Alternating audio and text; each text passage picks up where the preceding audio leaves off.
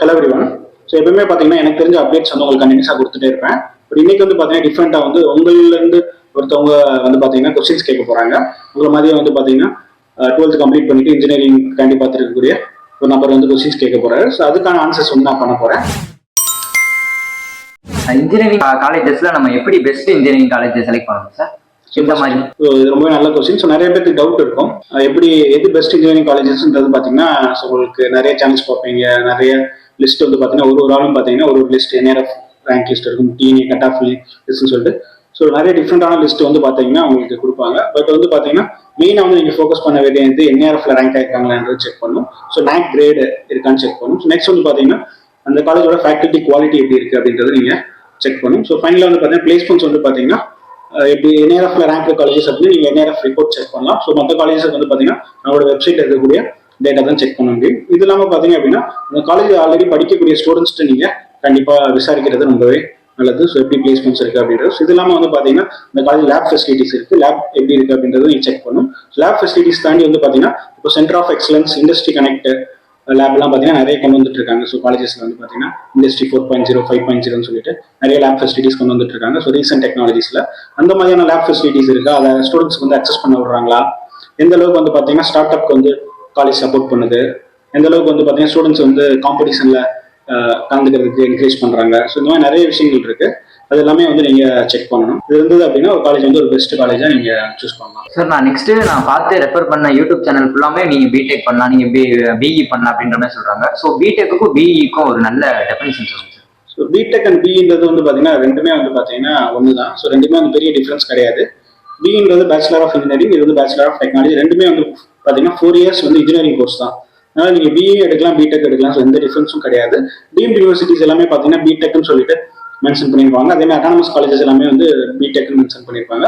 Normal DNA காலேஜஸ்ல வந்து பார்த்தீங்கன்னா அனானிமிஸ்ட் வந்து என்ன நேம் ஃபிக்ஸ் பண்ணோ அந்த நேம் தான் யூஸ் பண்ண முடியும், அவங்களால சேஞ்ச் பண்ண முடியாது. அதனால வந்து பார்த்தீங்கன்னா உங்க பிஇன்னு தான் யூஸ் பண்ணுவாங்க. ஸோ இப்போ ரீசெண்டாக வந்து பார்த்தீங்கன்னா உங்களுக்கு பிடெக் வந்து பார்த்தீங்கன்னா இப்போ டெக்னாலஜி ரிலவெண்டான கோர்சஸ்க்குலாம் வந்து பார்த்தீங்கன்னா பிடெக்னு கொடுக்குறாங்க. கோர் இன்ஜினியரிங்ஸ்க்குலாம் வந்து பார்த்தீங்கன்னா பிஇன்னு வச்சிருக்காங்க. For example computer science engineering, electronics and communication engineering, இதெல்லாம் வந்து பார்த்தீங்கன்னா கோர் இன்ஜினியரிங். ரொம்ப வருஷமா இருக்கக்கூடிய கோர்ஸ். ஸோ பேசிக் பிரின்சிபல்ஸ் இருக்கக்கூடிய கோர்ஸ். ஸோ அதுக்கெல்லாம் வந்து பார்த்தீங்க அப்படின்னா பிஇன்றது மெயின்டைன் பண்றாங்க. மற்ற கோர்சஸ்லாம் இப்போ ரீசெண்டாக ஏஐ அண்ட் டிஎஸ் இந்த மாதிரியான கோர்சஸ்லாம் வந்து பார்த்தீங்கன்னா உங்களுக்கு technology relevant new emerging course. So அதுக்கு வந்து பார்த்தீங்க அப்படின்னா ஸோ பிடெக் அப்படின்றது மென்ஷன் பண்றாங்க. சார் என்ன மாதிரி பசங்களுக்கு இப்போ வந்து கவர்மெண்ட் காலேஜ் போலாமா இல்ல பிரைவேட் காலேஜ் போலாமான்ற ஒரு பெரிய ஒரு டவுட் இருக்கு சார். ஸோ எப்படி எந்த சைடு போனா என்ன மாதிரி பண்ணலாம் அந்த மாதிரி கொஞ்சம் எக்ஸ்பிளைன் பண்ணுங்க. ஸோ நிறைய ஸ்டூடெண்ட்ஸ்க்கு இருக்கக்கூடிய டவுட் தான். ஏன்னா உங்களுக்கு வந்து உங்களோட கட் ஆஃப் வந்து கவர்மெண்ட் காலேஜஸ் கிடைக்கிற மாதிரி இருக்கும். பட் ஆனால் உங்களுக்கு ப்ரைவேட் காலேஜ் ஜாயின் பண்ணணுன்ற ஒரு இன்ட்ரெஸ்ட் இருக்கும். கவர்மெண்ட் காலேஜ் போகலாமா, எது பெஸ்ட் அப்படின்னு பார்த்தீங்க அப்படின்னா ஸோ கவர்மெண்ட் காலேஜஸ் வந்து ஒரு டாப் கவர்மெண்ட் காலேஜ் உங்களுக்கு ஜிசிடி கோயம்புத்தூர் கிடைக்குது, இல்லை ஜிசி சேலம் கிடைக்குது அப்படின்னா நீங்கள் தாராளமாக போகலாம். பட் அதை தாண்டி வந்து மற்ற கவர்மெண்ட் காலேஜஸ்லாம் வந்து பார்த்தீங்கன்னா அட்வைசபிள் கிடையாது. இல்லை அப்படின்னா கவர்மெண்ட் எய்டட் காலேஜஸ் இருக்கு, பிஎஸ்சி, மதுரை தியாகராஜா. ஸோ இதெல்லாம் வந்து ஓரளவுக்கு நல்லா இருக்கும். பட் உங்களால் ஃபீஸ் பே பண்ண முடியும் அப்படின்னா நீங்க வந்து பெட்டர் வந்து பாத்தீங்கன்னா டாப் பிரைவேட் காலேஜஸ் போறது பெட்டர். ஏன்னு பாத்தீங்க அப்படின்னா இப்போ சென்னையில வந்து பாத்தீங்கன்னா அனானிவர்சிட்டி சிஇசி கேம்பஸ் இருக்கு, அது வந்து கவர்மெண்ட் எய்டட். பட் வந்து பாத்தீங்கன்னா உங்களுக்கு SSN சொல்லிட்டு ஒரு பிரைவேட் இன்ஜினியரிங் காலேஜ் இருக்கு. பட் பிளேஸ்மெண்ட்ஸ் ரேட்ஸ்லாம் நீங்க செக் பண்ணி பாக்குறப்போ SSN வந்து நல்லாவே பெட்டரா பெர்ஃபார்ம் பண்றாங்க. இப்போ உங்களால் ஃபீஸ் பே பண்ணணும்னா தாராளமா வந்து SSN போகலாம்.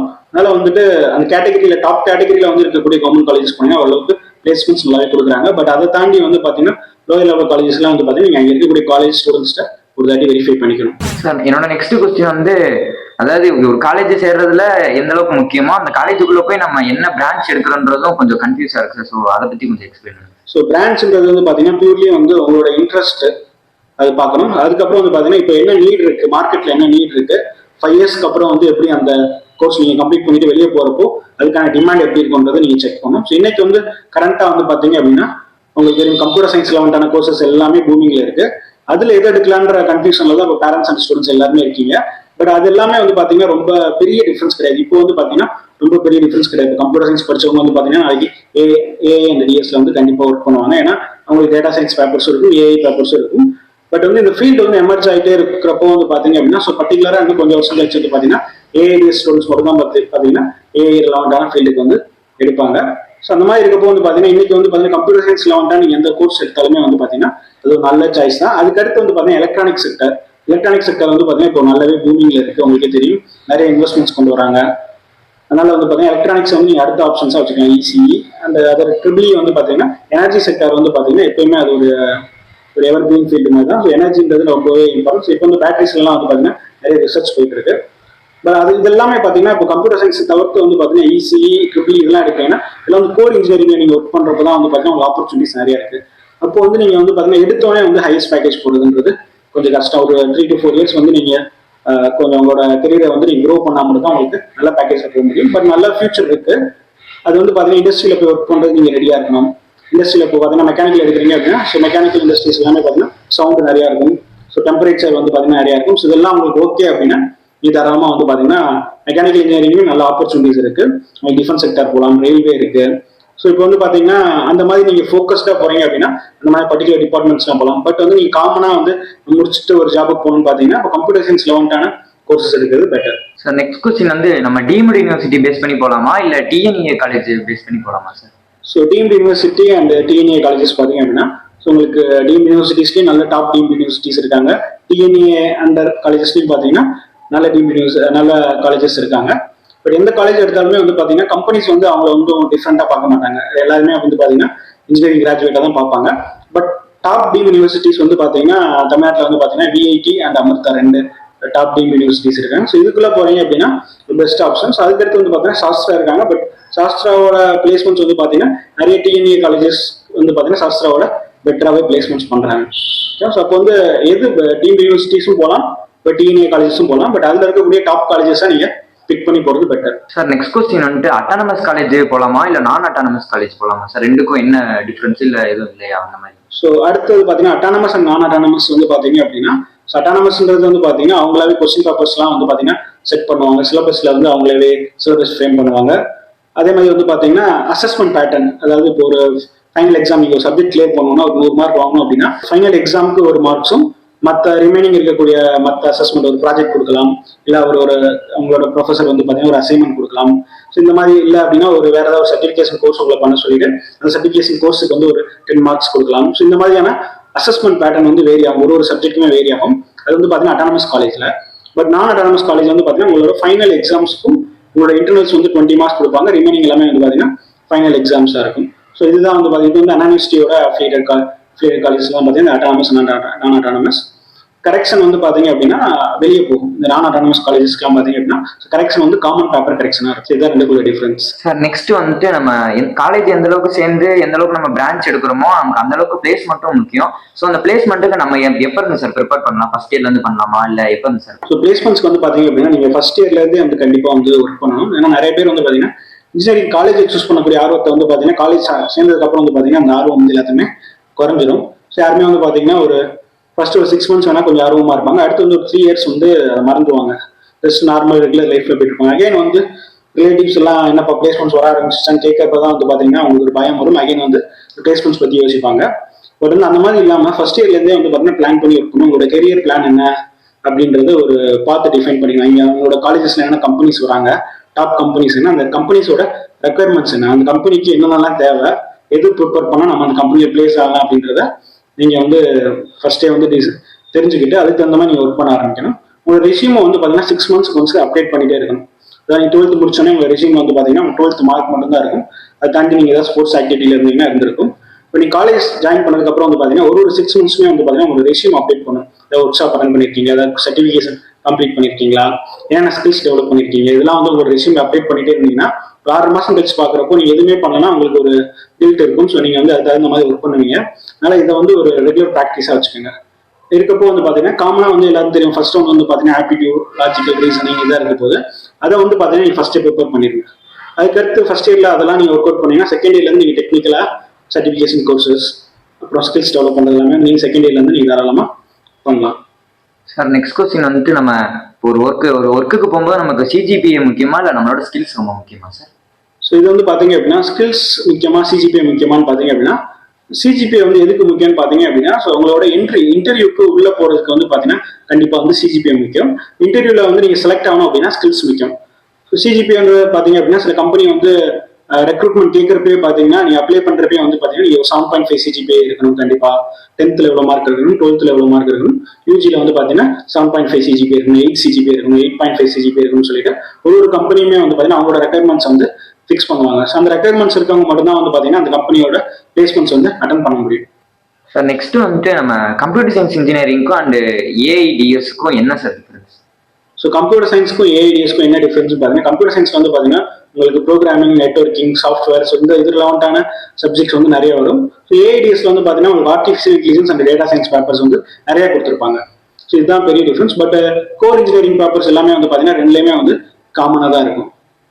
சார் நெக்ஸ்ட் வந்துட்டு இன்ஜினியரிங் காலேஜ் வந்து லைஃப் எப்படி சார் இருக்கும்? ஸோ இன்ஜினியரிங் காலேஜ் லைஃப் எப்படி இருக்குன்னு பார்த்தீங்க அப்படின்னா நிறைய டைப் ஆஃப் ஸ்டூடெண்ட்ஸ் இருப்பாங்க. சிலர் வந்து பார்த்தீங்க அப்படின்னா ரொம்ப கன்னிங்காக வந்துட்டு ஃபர்ஸ்ட் இயர்லேருந்தே வந்து பார்த்தீங்கன்னா லேப் அண்ட் இந்த சென்டர் ஆஃப் எக்ஸலன்ஸ்லாம் நிறைய இன்வால்வ் ஆவாங்க. புதுசாக ப்ராஜெக்ட்ஸ்லாம் நிறைய ஒர்க் பண்ணுவோம் ஃப்ரம் ஃபர்ஸ்ட் இயர்லேருந்து. பட் சில ஸ்டூடெண்ட்ஸ் வந்து என்ன பண்ணுவாங்கன்னா கிளாஸ் வருவாங்க, ஜஸ்ட் காலேஜ் அட்டன் பண்ணுவாங்க, வீட்டுக்கு போயிடுவாங்க. ஸோ இந்த மாதிரி இருக்கும். ஸோ இது இல்லாமல் வந்து பார்த்தீங்க அப்படின்னா ஸோ நீ நிறைய ப்ராஜெக்ட்ஸ் இன்வால்வ் ஆகணும், நிறைய காம்படிஷன்ஸ் அட்டன் பண்ணணும். ஸோ உங்களை வந்து நீங்களே ரொம்ப எங்கேஜாக வச்சுக்கணும். பட் இன்ஜினியரிங் காலேஜ் வந்து உங்களை நல்ல எங்கேஜாக வச்சுக்குமான்னு பார்த்தீங்கன்னா கிடையாது. ஸோ ரொம்பவே ஃப்ரீயாக தான் இருப்பீங்க. எக்ஸாம்ஸ்க்கு முன்னாடி ஒரு 1 வீக் வந்து நீங்கள் நல்லா படித்தாலே போதும், ஈஸியாக வந்து கிளியர் பண்ணிடலாம். பட் வந்து பார்த்தீங்க அப்படின்னா அது வந்து போதுமானு பார்த்தீங்கன்னா கண்டிப்பாக பத்தாது. அதை தாண்டி வந்து நீங்கள் நிறைய காம்படிஷன்ஸ், நிறைய ப்ராஜெக்ட்ஸ், சென்டர் ஆஃப் எக்ஸலன்ஸ் நிறைய ஒர்க் பண்ணணும். இதெல்லாம் நிறைய டெக்னிக்கல் ஸ்கில்ஸ் இதெல்லாமே நீங்கள் லேர்ன் பண்ணணும். உங்களை வந்து எங்கேஜாக வச்சுக்கணும் இதெல்லாம். ஸோ அப்போ தான் வந்து பார்த்தீங்கன்னா உங்கள் லைஃப், கேம்பஸ் லைஃப் வந்து நல்லா இருக்கும். எங்களை மாதிரி ஸ்டூடெண்ட்ஸுக்கு காமனா இருக்க ஒரே டவுட் வந்து இன்ஜினியரிங் முடிச்சோடனே நமக்கு வந்து எப்படி சார் ஜாப் உடனே கிடைச்சிருமா, இல்லை கொஞ்சம் எவ்வளோ டேஸ் சார் ஆகும் அது? ஸோ இன்ஜினியரிங் முடிச்சோடனே ஜாப் கிடைக்குமான்னு பார்த்தீங்க அப்படின்னா ஸோ ஜாப் வேகன்சி வந்து பார்த்தீங்கன்னா நிறைய இருக்கு. ஸோ எல்லா டாப் கம்பெனிஸ்லையும் வந்து பார்த்தீங்கன்னா வேகன்ட் இல்லாத நாளே இல்லை. நீங்கள் எந்த டாப் கம்பெனி எடுத்தீங்க, இன்ஃபோசிஸ், டிசிஎஸ், ஐபிஎம், அசெஞ்சர், எந்த கம்பெனியோட வெப்சைட் நீங்கள் எடுத்து பார்த்தீங்கன்னாலுமே எப்பயுமே வந்து பார்த்தீங்கன்னா வேகன்சி இருந்துகிட்டே இருக்கும். அந்த வேகன்சிக்கான ஆள் தான் கிடைக்கிறது இல்லை.